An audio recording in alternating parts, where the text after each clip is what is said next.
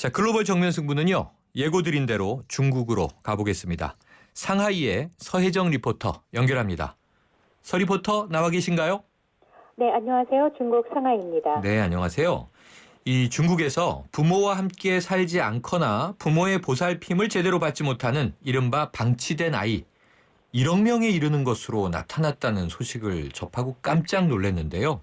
어떤 내용입니까?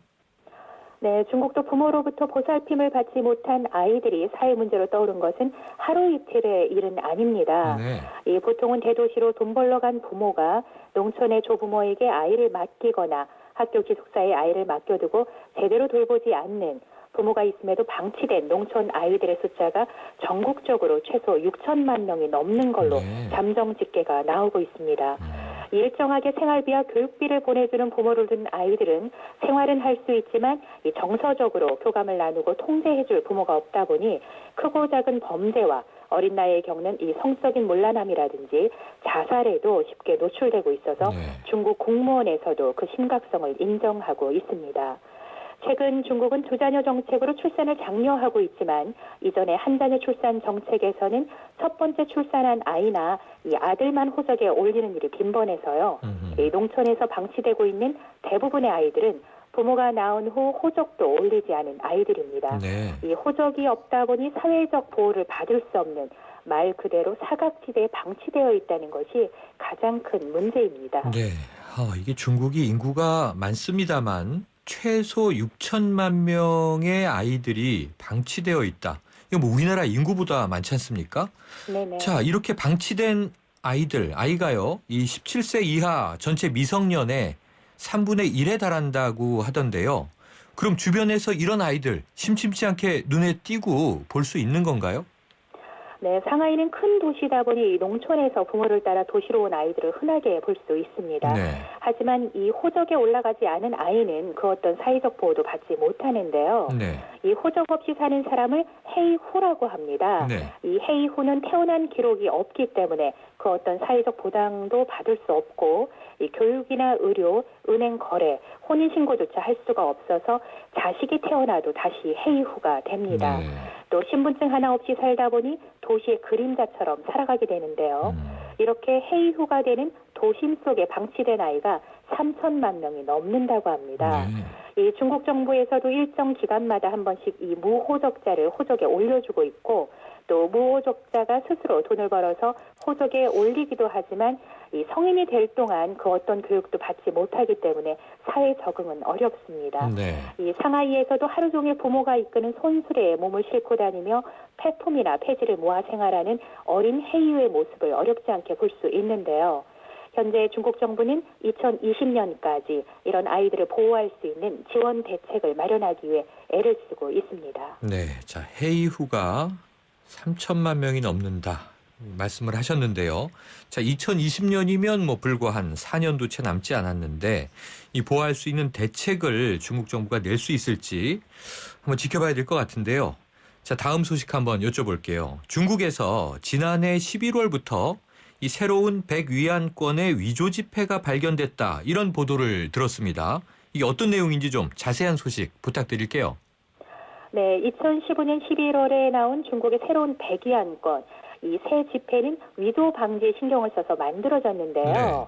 이 정면의 100이란 숫자가 각도에 따라서 금색과 녹색으로 달리 보이게 만든 점이라든지 또 숫자 밑에 화초의 색깔을 보라색으로 바꾼다든지 또 정면 오른쪽에 위조 방지를 위한 안전선과 고유 번호를 수직으로 나열하는 등의 그 위조 방지에 꽤나 신경을 썼음에도 불구하고 새로운 백위안의 위조 지폐가 발견이 됐습니다. 네. 어제 28일 CCTV 뉴스에서는 저장성의 한 은행에서 백위안 위조 지폐를 발견하고 당국에 신고를 했다는 보도가 있었는데요. 이 새로운 백위안은 중국이 위안화 기축통화 편입에 맞춰서 위안화가 갖고 있는 최대의 단점이라고 하는 그 위조 지폐를 막기 위해서 만든 것입니다. 네. 하지만 4개월도 못 가서 위조 지폐가 발견이 된 셈입니다. 이게 말씀하신 대로 지금 위안화가 이 기축통화에 편입이 됐고요. 그러다 보니까 이게 국내 유통뿐만 아니라 세계적으로 이게 위패 방지가 중요해졌기 때문에 굉장히 심혈을 기울여서 새로운 지폐를 만들었다는 건데 이 4개월도 못 가서 이제 위조 지폐가 발견됐다는 거죠. 이 위조 지폐 만들기 쉽지 않았을 텐데요. 그런데 이 위패가 북한에서 제조됐을 가능성이 있다고요? 네, 그렇습니다. 이 환구15 인터넷판인 환구망은 최근 중국에서 유통되는 백이안 위조 지폐를 북한에서 제조했을 가능성이 있다고 보도했습니다. 네. 이 환구망의 보도에 따르면 지난 2010년 11월 다롄시 공항 홈페이지에 인터넷을 통해 유통되는 북한산 위조 지폐에 대해 경고 안내문을 게시한 이후에도 장쑤성 난통과 하이먼시에서 북한산 위조 지폐를 다량 발견했다고 전했는데요. 네. 특히 북한 위조 지폐는 색상과 감촉, 워터마크나 점자 등이 진짜 돈과 거의 같을 정도로 정교하게 제조가 되어서 상업용 위패 감별기로도 걸러낼 수가 없었다고 합니다. 네. 또 속칭 위패 플러스로 불리면서 북한 관광객과 상인 등을 통해서 중국에 유통되고 있는데요. 네. 여전히 중국 거리에서는 위조 지폐를 판다는 글귀를 공공연하게 볼 수 있는 아하. 현실이고요.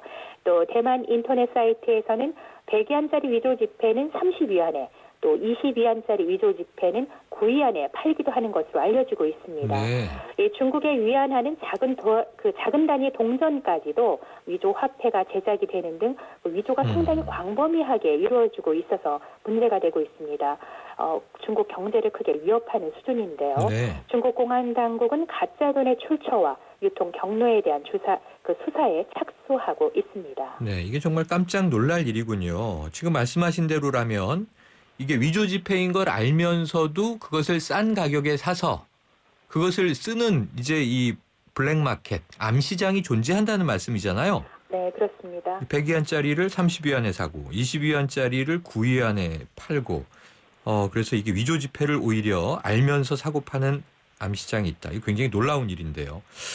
이 북한이 관련돼 있는 건지 앞으로 또 중국 당국의 조사 결과가 나오겠죠. 한번 지켜봐야 될 것 같습니다. 자, 중국이요. 이 흡연자들에게는 참 좋은 나라인 듯하다는 생각이 드는 보도가 있습니다. 이게 미국을 비롯한 서방 국가들은 금연을 촉구하려는 목적으로 이 흡연 때문에 검게 변한 폐사진 같은 것을 담뱃값에 게재하지 않습니까? 우리나라도 이 금연 광고가 요즘 굉장히 이 수위나 강도가 세져서 고민을 하게 만드는데 말이죠. 자, 우리나라에서도 조만간 이 담뱃값에 폐사진 금연 경고를 게재할 것으로 알려져 있습니다. 그런데 중국은 금연 촉구 혐오 사진 게재를 전혀 고려하지 않고 있다면서요. 네, 그렇습니다. 이 한국과 중국의 상황이 참 다른데요. 네. 중국은 여전히 애연가들이 배려를 받는 나라입니다. 네. 노인과 젊은이가 함께 담배를 피우는 게 예의에 어긋나지 않는 것부터가 우리나라와 참 이해가 다른 나라이죠. 아하. 또 식당 같은 곳에서는 이 순서를 기다리는 손님들을 위해서 앉을 수 있는 의자와 함께 재떨이와 라이터를 놓아두는 게 손님을 위한 예의로 통하고 있습니다. 길을 걸으면서 담배를 피우는 사람도 여전히 많고요. 또 담배에 있어서는 남녀노소의 차별이 없는 나라이기도 합니다. 또 중국에서는 고급 담배를 피우는 것을 부의 상징으로 보고 어떤 담배를 피우느냐에 따라서 신분과 권력, 명예를 짐작하는 나라이기도 합니다. 중국의 최고 지도자인 덩샤오핑이 즐겨 피운 담배로 유명한 판다 담배는 이 한 갑의 가격이 무려 2,500위안, 우리 돈으로 45만 원이고요. 이런 비싼 담배 라인은 베스트 10이 있을 정도입니다. 중국에서 담배는 금연보다는 인간관계의 소통과 사교의 수단으로 이해를 하시는 게 맞는 것 같습니다. 네, 오늘 소식 감사합니다. 네, 감사합니다. 글로벌 정면 승부 중국 상하이에서 서혜정 리포터였습니다.